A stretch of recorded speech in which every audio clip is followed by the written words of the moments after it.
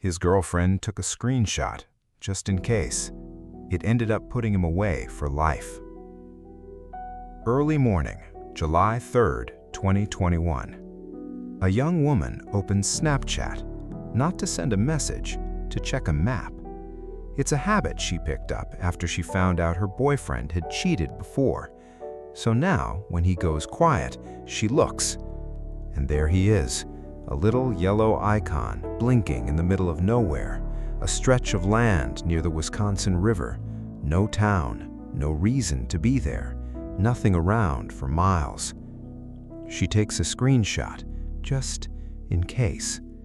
She has no idea what she's looking at.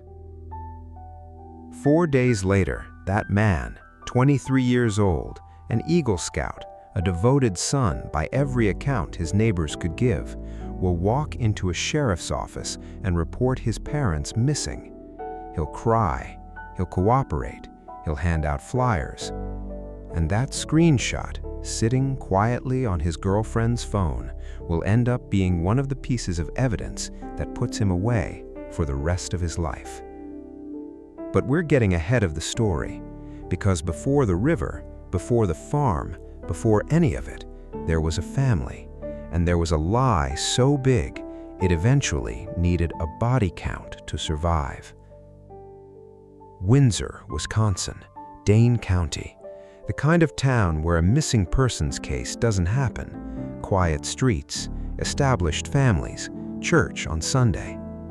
Bart Halderson, 50, Krista Halderson, 53, married, settled, the kind of couple neighbors describe almost automatically as the nicest people you'd ever meet. They had 2 sons. The older one, Mitchell, was doing well, a career in tech, engaged to be married, the kind of trajectory parents brag about. And then there was Chandler. Chandler told people he was studying at Madison College, working toward an IT degree.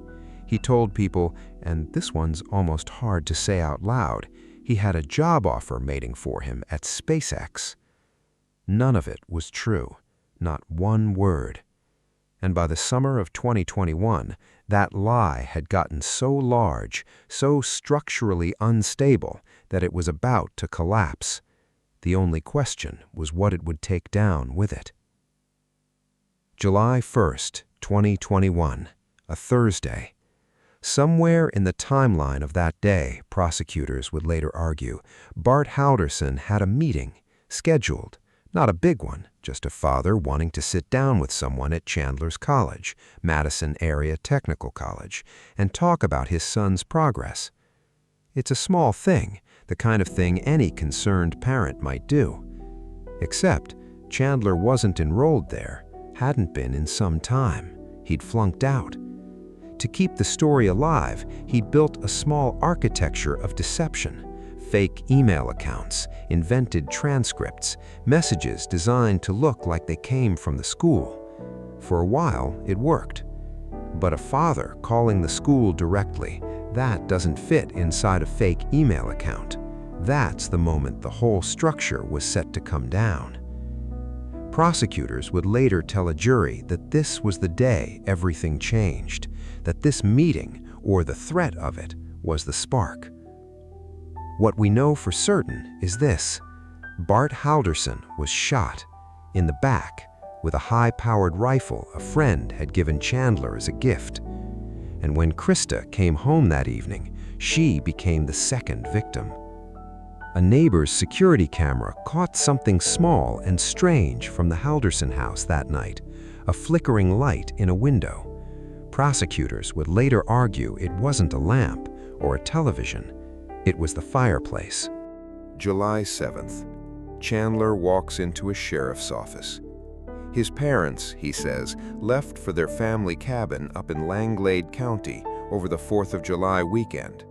They went with another couple, friends he says he doesn't really know. He says he helped them pack. He says they left early, around 6 in the morning, before he was even fully awake. And then, nothing. They never came back. He waited. He got worried. Now he's here. It's a clean story, detailed enough to sound credible, vague enough to be hard to check. But cracks start showing almost immediately. Krista's co-worker tells police she missed work that week, completely out of character, and nobody had heard from her. A neighbor near the Wisconsin River later says she saw a man matching Chandler's description walking away from the water, wearing a backpack. And then investigators pull his internet history. On the morning of July 8th, the day after he reported them missing, Chandler had made a string of Google searches, 6 of them back to back. Searches like body found, searches with his parents' names in them. A missing person doesn't usually search for their own case like that, not unless they already know how it ends. Investigators start looking at where Chandler had actually been in the days after his parents vanished. One property stands out, a rural farm out in Cottage Grove. A woman who lives there tells police she saw Chandler on the land, somewhere he had no obvious reason to be. It isn't a stranger's farm. It belongs to the family of Chandler's girlfriend, Catherine Melander. Police search it. What they find is the kind of discovery that changes an entire case in a single afternoon. A human torso, male, multiple gunshot wounds. Nearby, in an oil drum, investigators recover a saw blade, bolt cutters, scissors. An autopsy will later confirm what everyone already fears. It's Bart Halderson, shot, then dismembered. That same day, Chandler is taken into custody, not yet for murder, but for giving investigators false information. It's a smaller charge, a placeholder. Because at this point, there's a body, but there's no mother, and nobody knows if she's still alive. For a few tense days, this is a search and rescue as much as it is a homicide investigation. The sheriff goes in front of cameras and asks the public to stay alert, to report anything unusual.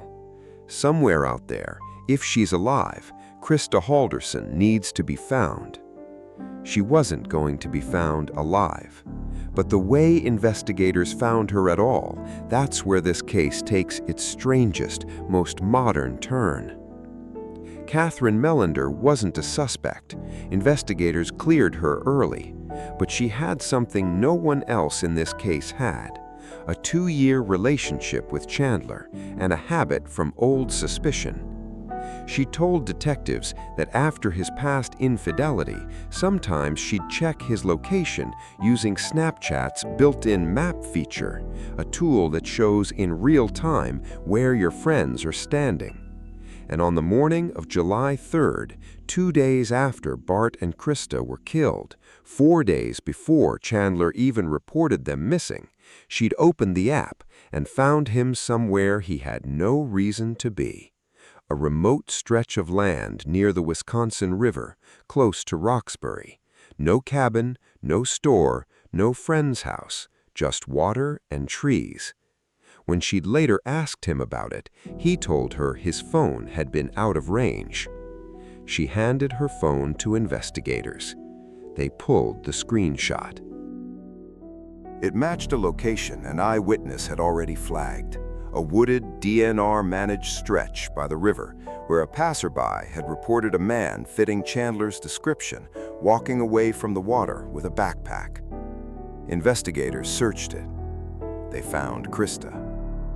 A missing persons case that started with a grieving son and a story about a cabin had just become something else entirely. A case partially cracked open by a dating app's jealousy feature, repurposed almost by accident into a murder investigation's most important lead. January 2022, Dane County Courthouse. Prosecutors don't lead with blood or violence. They lead with paperwork, fake emails, fabricated transcripts. A phone call between Bart Halderson and an actual admissions officer at Madison College, made not long before he died. In court, a prosecutor asks the school's enrollment officer a simple, almost dry question. whether the college would ever use a personal Gmail account for official student communication. The answer is no, obviously not. It's a small moment, it doesn't sound like much, but it's the thread that once pulled unravels the entire cover story Chandler had spent months building. The fake job at an insurance company, the invented opportunity at SpaceX, even a claimed spot on a police scuba dive team. None of it real. Prosecutors also walked the jury through physical evidence. The tarp Chandler had purchased, similar to one later found discarded at the farm. 20 pounds of ice bought around the same time. A forensic expert testified that investigators recovered more than 200 human bone fragments from the Halderson home's fireplace. And that flickering light the neighbor's camera caught the night Bart and Krista died? Prosecutors argue it was Chandler alone in the house, burning what he couldn't otherwise get rid of. The defense pushes back, arguing the state's case leans too heavily on circumstantial evidence. No single witness who saw the killings, no full confession. The jury doesn't need long to decide. After roughly 2 hours of deliberation, the jury returns guilty on all 8 counts. 2 counts each of first-degree intentional homicide, mutilating a corpse, hiding a corpse, and giving false information about a missing person. Chandler Halderson, by every account in the courtroom, shows almost no reaction. In March of 2022, a judge sentences him to life in prison without the possibility of parole, the maximum the state of Wisconsin can impose. Outside the courthouse, the district attorney tells reporters that no verdict brings Bart and Krista back, that the best this case can offer is finality. For Krista's cousins, even a guilty verdict didn't answer the one question that mattered most. They didn't get a why, not really, just a motive prosecutors could prove, a young man's fear of being caught in his own fiction, and a father's single, ordinary phone call to a college registrar that made the lie impossible to sustain any longer. Chandler Halderson has tried, more than once, to challenge his conviction. His own attorney eventually filed a report finding no real grounds for appeal. In late 2025, an appeals court agreed and upheld the verdict. Wisconsin's Supreme Court later declined to hear the case at all. Legally, this story is closed, but there's something in it that stays open, no matter how many courts weigh in. Bart Halderson's last act, as far as anyone can tell, was an ordinary one. A father worried about his son's future, making a phone call any parent might make, checking in, following up, wanting the truth. He got it. It cost him everything. Windsor, Wisconsin is still a quiet town. The house is still there. And somewhere in Dane County, there's a family that spent 2 decades believing they knew exactly who their son was, right up until the moment they found out, too late, that they didn't know him at all.